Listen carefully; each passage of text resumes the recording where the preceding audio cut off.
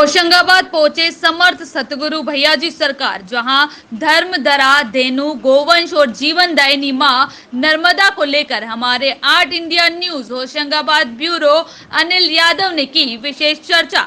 आइए चर्चा के दौरान क्या कुछ कहा समर्थ सतगुरु भैयाजी सरकार ने, जानते हैं। आर्ट इंडिया न्यूज के तमाम दर्शक जानना चाहेंगे कि धर्म धरा और धेनु, इस विषय में हमारी चर्चा होगी। धर्म धरा और धेनु, और यदि मैं बोलूं कि अपने मध्य प्रदेश में छिंदवाड़ा ज़िला है जहां पर विश्व धरोहर में आता है पातालकोट तामिया, हमारे वो धरोहर जो हमारे धर्म से, हमारी संस्कृति से, हमारे धरा से और हमारे उस गौवंश से भी जुड़ा है। तो वो धर्म संस्कृति का ही सबसे बड़ा केंद्र है, वो प्राकृतिक जीवन जीने की कला का केंद्र है। पातालकोट देश की 12 से 15% आबादी को जीवन देने वाला वो स्थान है जहाँ पर देश की 12 से 15% आबादी को जीवन मिलता है। पातालकोट नर्मदा का जल संग्रहण क्षेत्र तो है ही, साथ में गोदावरी का जो महाराष्ट्र को जीवन देती है, वो गोदावरी और माँ नर्मदा का वो जल संग्रहण क्षेत्र है, वो बेसिन है जिसको ज्ञानी लोग बेसिन बोलते हैं, जल संग्रहण क्षेत्र बोलते हैं। और वहाँ से ऐसी बड़ी बड़ी नदियाँ, जैसे आज हम होशंगाबाद में हैं तो होशंगाबाद और बैतूल को तवा, शक्कर, दुधी, दैनवा, सीता रेवा जो माँ नर्मदा से मिलती है, ऐसी बड़ी नदियों का वो उद्गम स्थल है।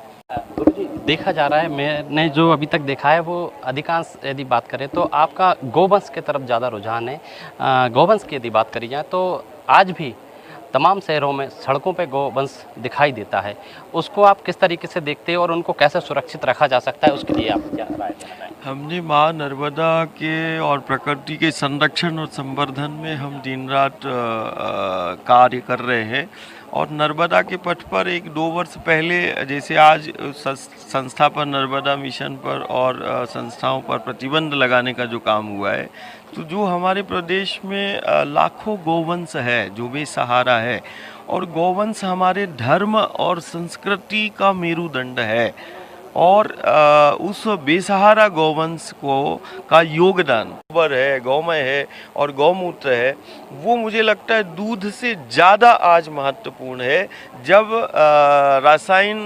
विषैले रसायन जो है खेतों में डाल के जो है वो अन्न विषैला हो गया है और उससे बहुत सारे रोग, दोष और संक्रमण फैल रहे हैं। इस गौवंश का जो बेसहारा गौवंश है, जो लाखों हाईवे पे है, वो कहीं ना कहीं नर्मदा के तट पर, गंगा के पट पर संरक्षित करके नर्मदा के शुद्धिकरण में भी और वो धरा के संरक्षण संवर्धन में भी गौवंश का योगदान कल भी रहा है और आज भी रहा है, और ऐसे ही प्रयोग हम कर रहे हैं।